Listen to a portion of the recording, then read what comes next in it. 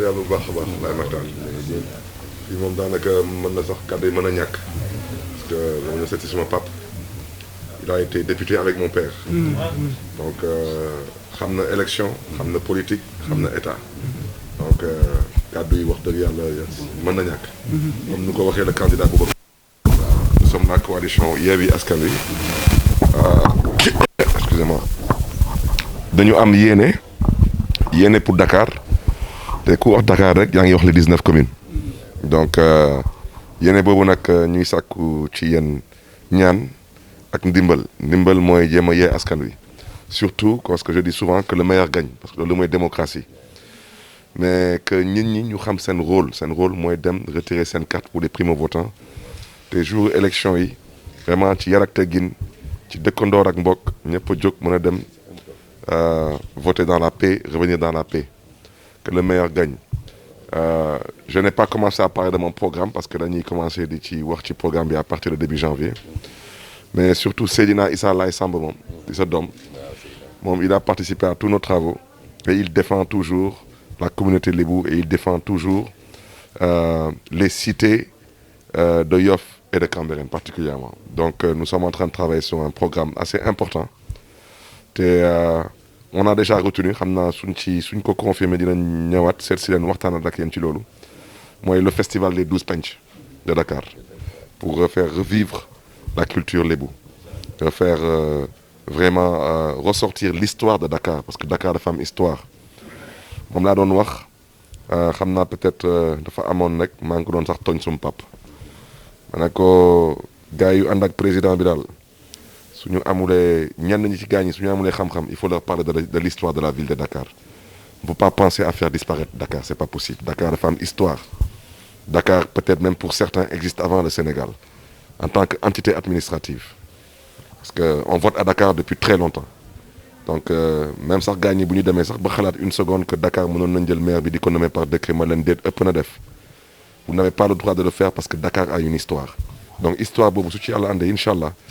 nous allons la faire valoir pour que les générations futures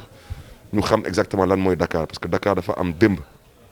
dafa am foog nga ni Dakar tey la commencé déet Dakar dafa am démb donc daal ñuy sàkku ci yéen ay ñaan bés bu ñu yàlla may ndam lu ñuy ñaan yàlla mooy na askanu Dakar gis seen bopp ci suñu yéene suñu pas-pas ak suñu taxawaay ci Dakar moom daal moo nekkoon kaddu yi papa tamit ñu ngi lay ñaanal ay Mactar yàlla may la fan bu gudd bu ànd ak wér ak sutura waaw di gërëm fii nag bu baax a baax suma doomu ndey Libaas parce que Libaas moom amu payam Libaas j'ai dit aux gens que Libaas bii témoignage tribunal ci procès Khalifa Sall moo tax mu ñàkk liggéeyam waaw ñun kii amuñu payam yàlla bu am pay yàlla na ko yàlla fay taxawaam xolam ak yéeneem ci réew bi parce que nit ku baax la te man j'ai pas l'habitude de parler des gens mais kii nit ku baax la il a été une personne responsable au niveau du conseil municipal de la ville de Dakar serviable et disponible waaw vraiment di leen di gërëm di leen di sant bu baax a baax macha allah. jërëjëf ñu ngi leen di nuyu parce que ñu ngi lay dalal comme ni nga ko waxee rek te muy dëgg nag fii Cambérène bu la neexee nga ni moom c'est la capitale spirituelle de la communauté layène lu tax pourquoi parce que da di tey sax bu la neexee Ndakaaru ba mu daj fépp capitalu diine parce que yi ci des yëpp macha allah ñu ngi jógee ku ci ne ci nangam waaye capital ci Cap-Vert ci nangam. fii la pourquoi parce que c'est na ay 1887 ci kaw fële ci moo doon Cambérène bu njëkk 14 ci peste bi la Seydina Issa andi fii nangam quartier Yoff Layène Seydina Issa ka sos loolu yàggul donc kon fii c'est notre capitale spirituelle wóor a wóor donc kon nag yàlla defit nag ki ko sanc mooy di suma waajur murit sëñ Ablaye di taaw man may taawu sëñ Ablaye mu tudde ma Seydina Issa Male kon nag dugg ci Cambérène ak kañ Cambérène dafa am titre foncier li jafe dëkk bu amee 1935 am une route goudronnée ñun bi ñuy xam comment dirais-je ay kii nu ñu kaa waxee ne brigade d'hygiène dëkk bi am pourquoi di à notre manière parce que moom dafa amoon ñu mu jël ñoo xamante ni lu salte ci dëkk bi da ngay fay yow bugg ko woon ba ci ndaa yi ñuy naane sax bu këfee ne dañ lay amande donc plus nag lu ne kon kooku nekkoon na dafa dundoon citoyenneté dundoon lépp donc réew mi bàyyi ko woon xel donc léegi rek la nit ñi di wax le déedéet moom non seulement citoyen la parce que dunde woon na ko parce que li ñoroon askan wet nekkoon na ci la ko même le conseil colonial mosu ñoo ñi muy rëdd fi dara loo xamante ni xelam nekku ci woon donc kooku nag moo nu meññe kon ñun tim bu ñu ñëwee ne politiquement defe naa ni comme ni nga ko waxee en 98 defe naa ni mag waajuram ñoom ñoo ne woon assemblée nationale donc li taxaw ci Sénégal ci li ko fi soppi bañ koy taxaw di wax ah man bu may dem assemblée nationale bi Ablaye Wade di wax sëñ Ablaye ci Guédiawaye fii Sénégal tollu yaa jox sa taaw opposition bi boobu man la woon du woon keneen donc nag loolu le maire Mamadou Diop en 1984 83 comité bi nga xamante ni ñoo préparé Mamadou Diop pour fal ko yóbbu ko Dakar ci laa bokkoon kon man duma ku bees ci yii fii kilifa gu ne toog na fi donc nag ba tey itam nag ñu ngi doxal suñu citoyenneté mais li nga xamante ni ñun moonu ñor comme ni nga ko waxee léegi te wax nga ko sa njëlbéenu wax vraiment ay élection lañu jëm réew mi fii ñu toll nii Sénégal bu war nañoo sant yàlla tuuti ci mooy ni ñun yàlla may nañu bi ñuy am alternance nangam sous-région ak keneen yoru ko amu ko fi donc réew mi def na ay jéego ci wàllu démocratie faut parfaire nangam dellu ginnaaw moo waratul ci nangam kon réew mi am na macha allahu nangam lenn rek laa xamante ni toujours dama koy wax naa ko ci ay ndaje xam nga boo amee seetlu Barthélemy Sénégal dañu am tendance bu élection jotee rek ku wax ni na ndax jàmm déedéet jàmm bis bu jot la war a doon ay élection parce que la classe politique là nga jël nous sommes plus de 16 millions de Sénégalais mais fukki nit war ñoom rek war ñoo am jàmm ñu seet duñ ko am déedéet jàmm pour ñëpp la war a doon puis jàmm dañ koy partagé wu bu kenn yor jàmm ni kenn xañ ko keneen déedéet na lépp nekk xam nga ñun ñuy jub am ñuy julli boo nee asalaamaaleykum sa kon lu mu lay jariñ donc bi ci des dafa am loo xam ne mooy téye dëkk bi c'est fondamental mooy ni réew mi yàlla def noo defal ci Sénégal loo xam ne buñ ko caaxaanee xool nañu sous région bi yëpp bu ngeen xoolee li fi nekk tey yàlla ci lépp ci diversité la ko bindee amul keneen lu yàlla deful nag nit mënu koo def ñii dañuy nekk fi lii ñi nekk fi am na noo xam ne moo nu boole mooy citoyenneté boo ko ku ci ne la nga yor muy sa cër nañ la ko jox nañ ko respecté kon nitu diine ngeen ñëwee jëkk fii ci nangam foofu laay jëkk a waxee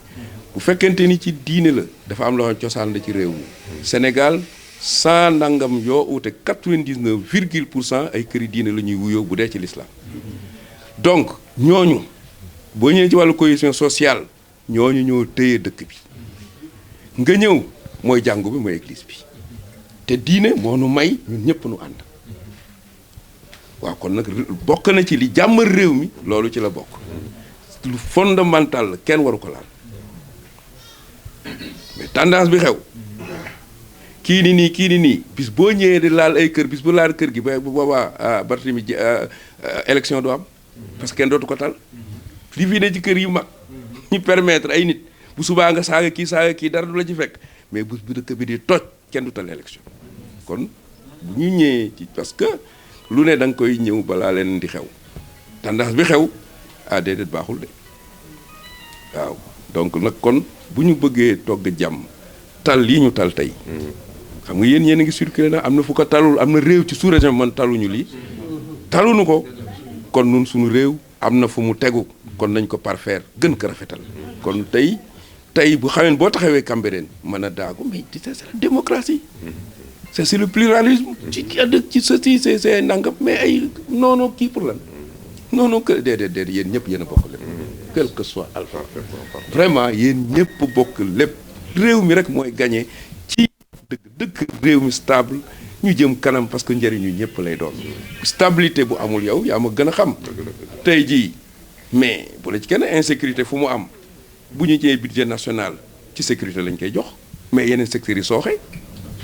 yooyu la santé éducation et nangam parce que il faut sécuriser les gens ak seen nangam donc kon jàmm rek mooy tabax réew donc fu amul jàmm xelaat du fa taxaw kon heure bi doo dox keneen du dox keneen dox kon lépp luy jàmmal nit ñi nañ ci dox et teewul nag ñu gën a parfaire suñu démocratie loolu rek laay am di leen ñaanal et dëkk bi macha allah et njaboot gi ñu ngi fii ñii ngi ci lii ñii ngi fële ñii ngi fële ñii ngi fële et li ñuy ñaan yàlla rek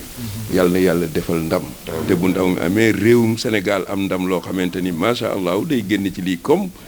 gën a yëkkatikuwaat ci àdduna ak ci sous-région beeg partout te loolu lépp nag et macha allah. Population bi ak nangam bi nit ñi bu leen kenn nangam déedéet parce que man du may nangoo lool toujours man bokk na ci yu may défendre du ma ko nangu jàmm daal na nekk pour ñëpp na nekk pour ñëpp na nekk pour ñëpp loolu rek laay am di ko wax allahumma salli ala sayyidina balaa ñuy ñaan ma bëggoon vraiment saluer Nafi. Bien sûr. Parce que Nafi suma jigéen bi. waaw man ak moom depuis jeunesse socialiste. ba tey. donc vraiment kii jàmbaar. donc ñu ngi koy vraiment ñu ngi koy ziar bu baax a baax. di jox wàcc waay. sang bi ku am taxawaay la. parce que lu ñuy nekk lu mu xat bàyyi soxlaam.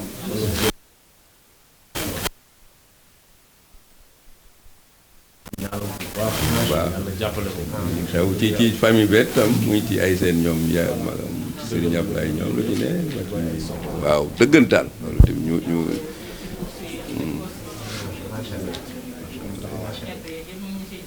wallaay jërëjëf tabarakallah témoignage bi ma bëggoon def ci mat minute waaw da nga fàttali sànq Sëñ Ablaye Wade bi ñu toogee 98 man maa ngi woon ci salle ba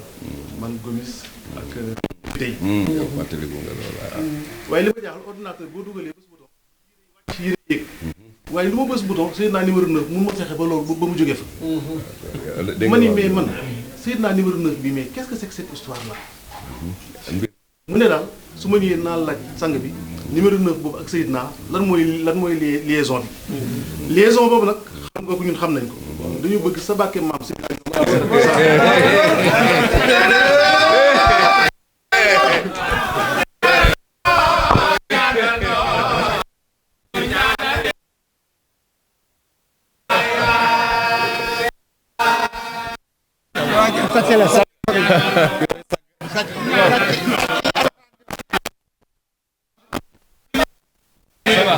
Alhamdulillah.